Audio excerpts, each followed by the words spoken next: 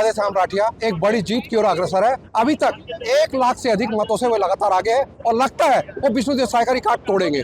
हमारे बीच है भाजपा प्रत्याशी राधेश्याम राठिया। क्या लगता है आपको 8वां विधानसभा क्षेत्र से आपकी वो लीड जो लगातार भाजपा कांग्रेस पिछड़ती चली गई? ये हमारे देखिए, हमारे माननीय मुख्यमंत्री जी ने लक्ष्य दिया था हमारे कार्यकर्ताओं को। हमारे लोकसभा के सभी कार्यकर्ताओं का मेहनत है। उन्होंने माननीय मुख्यमंत्री जी का लक्ष्य को सर आँखों को बिठाते हुए बूथ स्तर में काम किए हैं और सभी कार्यकर्ताओं का मेहनत रंग लाई है।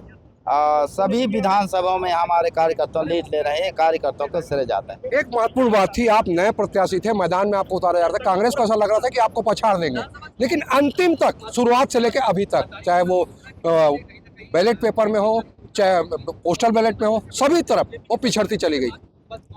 ये हमारे देखिए इस क्षेत्र के मतदाताओं का, हमारे कर्मचारी को, सभी का आशीर्वाद है कि भारतीय जनता पार्टी को नरेंद्र मोदी जी का उन्होंने आशीर्वाद दिए हैं, माननीय मुख्यमंत्री को आशीर्वाद दिए हैं। इसलिए हम सभी स्तर में हमारी भारतीय जनता पार्टी की बढ़त बनी हुई। राठिया जी, एक महत्वपूर्ण बात थी, लगातार ये मुद्दे थे, सड़क, बिजली, पानी, रेलवे के बड़े मुद्दे थे जिनको लेकर जनता आक्रोशित भी थी। और आपने पहले भी कहा था चुनाव के समय, अब चुनाव जीतने के बाद पहला काम आपका क्या रहेगा जिसके चलते जनता के जो वादे थे, जनता के बीच में जो आपने किए, वो खरे उतरे? जी, मैंने सभी वादों को मैंने याद के रखा हूँ, भूल नहीं गया हूँ। और मैं रायगढ़ वासियों के लिए, हमारे रायगढ़ एक इंडस्ट्रियल माने क्षेत्र है और यहाँ संभावना है बहुत सारे विकास करने का। तो यहाँ रेलवे टर्मिनल का मैं बात रखूँगा प्रमुखता के साथ।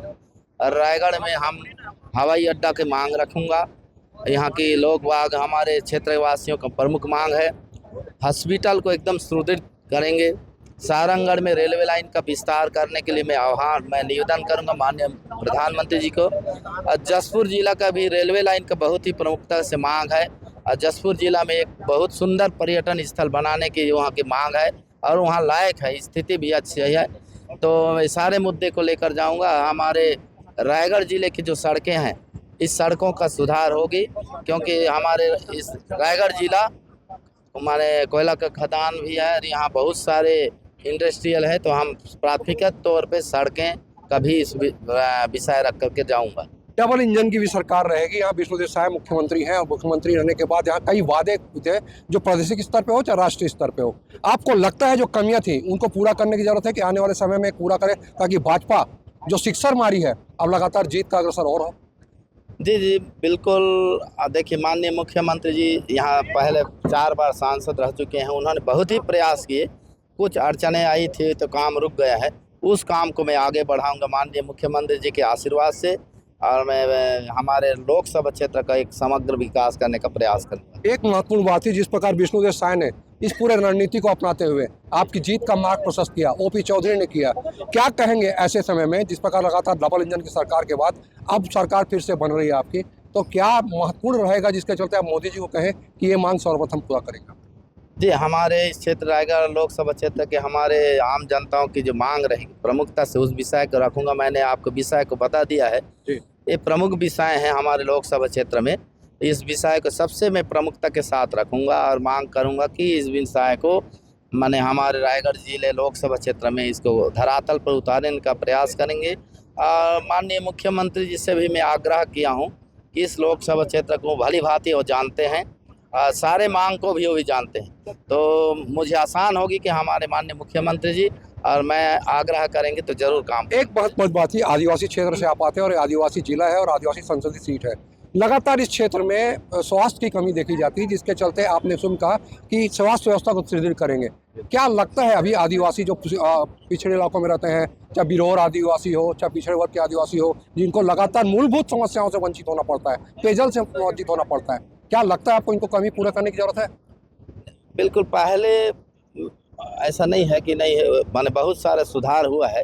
कुछ एरिया में थोड़ा सा कमी है, उसको बिल्कुल प्राथमिक के तौर से हम काम करेंगे। माननीय मुख्यमंत्री जी हमारे इस क्षेत्र के हैं और जानते हैं कि इस लोकसभा क्षेत्र में बहुत ज़्यादा जगह परेशानी नहीं है पानी का।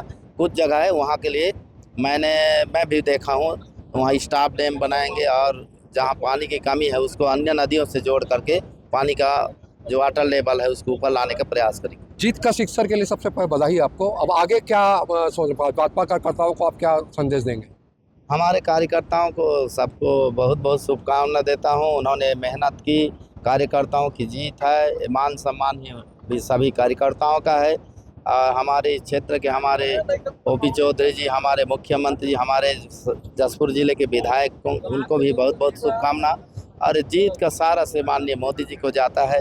हमारे मोदी जी के पूरे लोकसभा क्षेत्र में सभी गांव के लोग बाग जानते हैं मोदी जी को। सब ने चाहा कि मोदी जी को फिर से तीसरी बार सरकार आए, मोदी जी के अगुवाई में आए और देश की नेतृत्व करें। तो मैं सबको धन्यवाद देता हूं, सबको इसका श्रेय जाता है। ये थे भाजपा प्रत्याशी राधेश्याम राठिया, जिस प्रकार एक के बाद उनका कहा था कि जीत का अच्छा शिक्षण वो लगा चुके हैं और उन्होंने कई योजनाओं की बात करी जो जीतने के बाद वो पूरा करने के लिए सामने आएंगे। नरेश शर्मा, छत्तीसगढ़ तक, रायगढ़।